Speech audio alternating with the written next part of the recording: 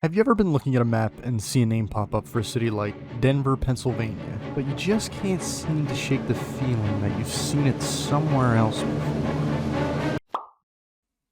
Oh, yeah, that makes sense. These imposter cities are spread all over the country, and you've probably heard some of the more famous examples like the absurd amount of cities and towns that go by the name Springfield. Although Springfield may have made its way into popular culture by way of The Simpsons, there are still a lot of these carbon copy cities that are a little bit off the radar. Today, I'm going to discuss 4 of these cities that are a little more obscure, kind of similar to the example I used in the opening line, and compare and contrast the differences and possible similarities between each city. So, without any further interruptions, let's get into it.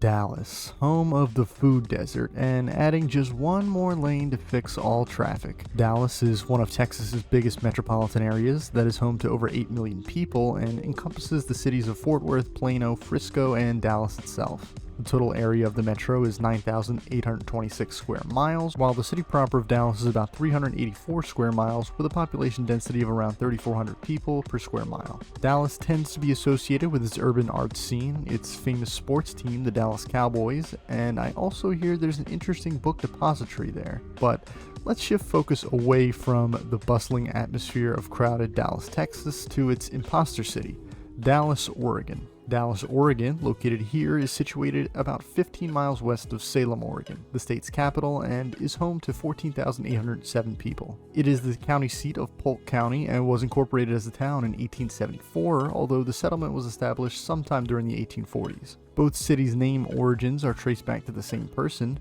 Vice President George Dallas, who was the VP of James K. Polk. That is officially, at least. While the Oregon town is generally accepted to be named this way, Dallas, Texas is shrouded in a bit of mystery. According to historical records, Dallas, Texas was named by choice by the founder of the city, in which John Neely Bryan was said to have named the town after "my friend Dallas."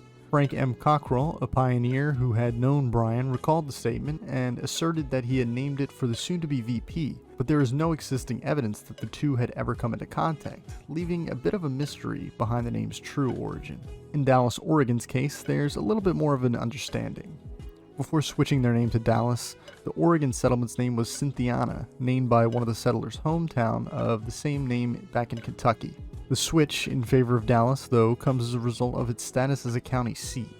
Officials in the town felt that they needed a stronger sounding name in order to better represent the people of the county. Polk County, the location of Cynthiana, was then thereby changed to Dallas as a nod to the county's namesake of James K. Polk. This switch happened sometime around 1852, making it 10 years later than the first documented usage of the name in Texas. Moving on, let's travel to one of America's most storied cities on the East Coast, Philadelphia. Philadelphia is one of the largest cities in the country and is also one of the oldest in the country, having been founded all the way back in 1682. The city proper is home to over 1.5 million residents, and the metropolitan area is home to over 6 million. The metro area is around 5,700 square miles, while the city proper is 141.7 square miles and has a population density of 11,900 people per square mile. Philadelphia is known for a multitude of things, but is most commonly associated with its historical importance to the United States as a nation and its passionate fan base.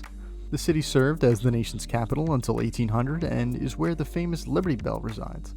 But let's move down south for the evil twin, Philadelphia, Mississippi. Philadelphia, Mississippi, located here in the central region of the state, has a population of 6,927 and is the county seat of Neshoba County. While the beginnings of this settlement are a little unclear, Neshoba County can trace its origins back to 1833 when European settlers built towns after the native Choctaw were pushed east of the Mississippi. Being a part of the Deep South, it was also one of the epicenters of the Civil Rights Movement and Jim Crow throughout most of the 20th century. As for the name, Philadelphia, as expected, comes from its more famous northern counterpart, which can be traced back to 1903 when the town was incorporated. Philadelphia, Pennsylvania, however, was named by William Penn himself, the founder of the Pennsylvania colony. The name comes from the two Greek words phileo, which means love, and adelphos, which means brother. Hence the city's nickname, the City of Brotherly Love. A couple other examples for this category include the almost oxymoronic Philadelphia, New York, with a population of 1,500, and Philadelphia, Tennessee, with a population of around 600. Now we move on to one of the most known instances of this phenomenon, with the West Coast versus East Coast cities of Portland, Oregon and Portland, Maine. Battle of the Portlands, if you will. Portland, Oregon is undoubtedly the bigger city, but its main counterpart is still quite sizable, making this example one of the more interesting comparisons for me. Portland, Oregon, located here, is the most populous city in the state and home to over 600,000 people in its city proper, and over 2.5 million in its metro area. Portland plays host to a variety of museums and performing arts institutions, and is also known as one of the most progressive cities in the country due to its citizens' liberal ideologies and many demonstrations that are held in the city. And if you want to get away from all the politics and have a good time, it's also host to the most strip clubs per capita above any other city in the country.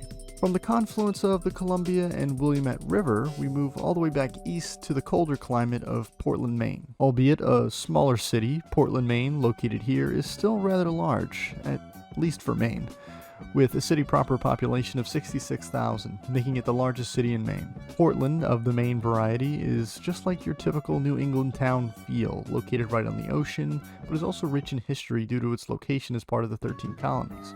It was settled all the way back in 1632 and was originally a fishing and trading village by the name of Casco. The name was changed again in 1658 to Falmouth when the Massachusetts colony took over the land around the bay.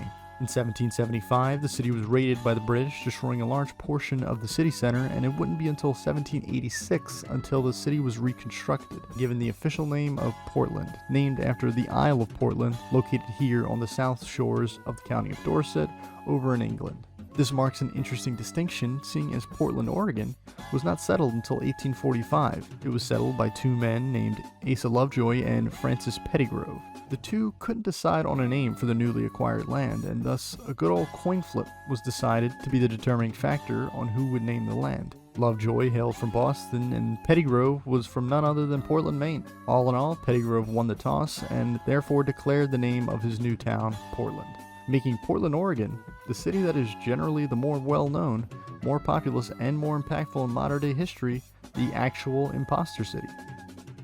Interesting. Florida is home to a few of the biggest cities in the country, like Tampa and Jacksonville, but our next city under scrutiny is perhaps the most famous city in Florida, Miami. Miami, located here on the southern Atlantic coast of Florida, is well known for its popular club scene, warm weather, and as a common vacation destination. The city proper is home to a population of over 400,000, with the metro area being much larger at over 6 million people, making it the second largest metro in the state, only behind Tampa. Moving away from the bright and sunny days, sandy beaches, and drunk college kids, let's shift focus to Tornado Alley, with the small but fairly sizable Miami, Oklahoma.